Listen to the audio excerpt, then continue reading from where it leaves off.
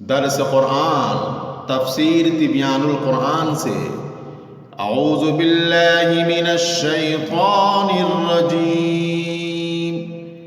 بسم اللہ الرحمن الرحیم یا ایہا الذین آمنوا لا يسخر قوم من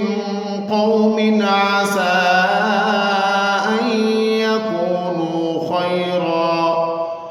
عسى أن يكونوا خيرا منهم ولا نساء من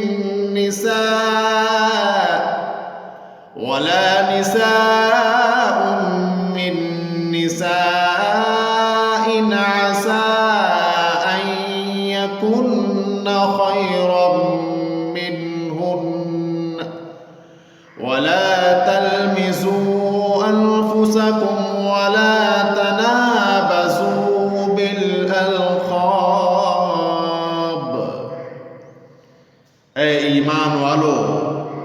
نہ تو مرد مردوں کی ہنسی اڑائیں، ہو سکتا ہے کہ جن پر ہنس رہے ہیں وہ ان ہنسنے والوں سے بہتر ہوں، اور نہ عورتیں عورتوں کی ہنسی اڑائیں، ہو سکتا ہے کہ جن پر ہنس رہی ہیں وہ ان ہنسنے والیوں سے بہتر ہوں، اور نہ ایک دوسرے کو طعنہ دیا کرو اور نہ ایک دوسرے کو برے القاب سے پکارو۔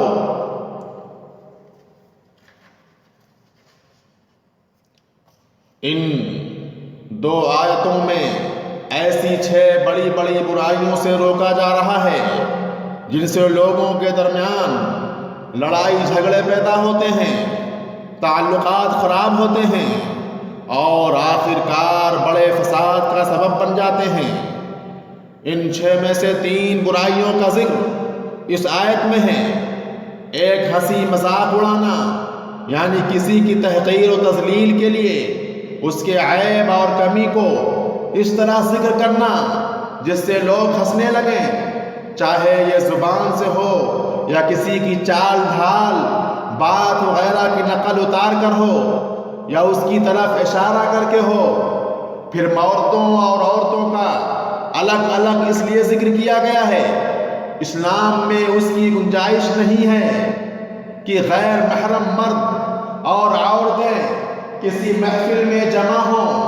اور ہنسی مذاق کی نوبت آئے، ورنہ اگر کوئی مرد کسی عورت کا یا کوئی عورت کسی مرد کا مذاق اڑائے تو وہ بھی حرام ہے۔ دوسرے، کسی کو طعنہ دینا، عیب نکالنا، اس پر بھپتیاں کسنا وغیرہ۔ تیسرے، کسی کو ایسے نام یا لقب سے پکارنا جو اس کو ناگوار ہو اور جس سے اس کی تحقیر ہوتی ہو، جیسے کسی کو لنگڑا، کالیا، کانا وغیرہ کہہ کر پکارنا، یا کسی شخص کے خاندان اور برادری وغیرہ کا ایسا نام رکھ دینا جو برائی اور حقارت کا پہلو رکھتا ہو۔ البتہ اگر کوئی شخص اپنے اسی لقب سے پہچانا جاتا ہو اور اس کو وہ برا بھی نہ لگتا ہو تو اس نام و لقب سے اس کو پکارنا جائز ہے، جیسے بعض اکابر محدثین اعمش یعنی چندھے اور اعرج لنگڑے اور احدب یعنی کبڑے وغیرہ القاب سے مشہور ہیں، اور یہی القاب ان کی پہچان بن گئے ہیں، چونکہ اس سے ان کی تنقیص اور توہین مقصود نہیں بلکہ ان کی پہچان مقصود ہے، اس لیے یہ جائز ہے۔ بئس الاسم الفسوق بعد الایمان، ایمان لانے کے بعد گناہ کا کام لگنا ہی برا ہے۔ یعنی بات نہایت شرم و نفرت کی ہے کہ مومن ہونے کے باوجود یہ کہا جائے کہ فلاں شخص لوگوں کے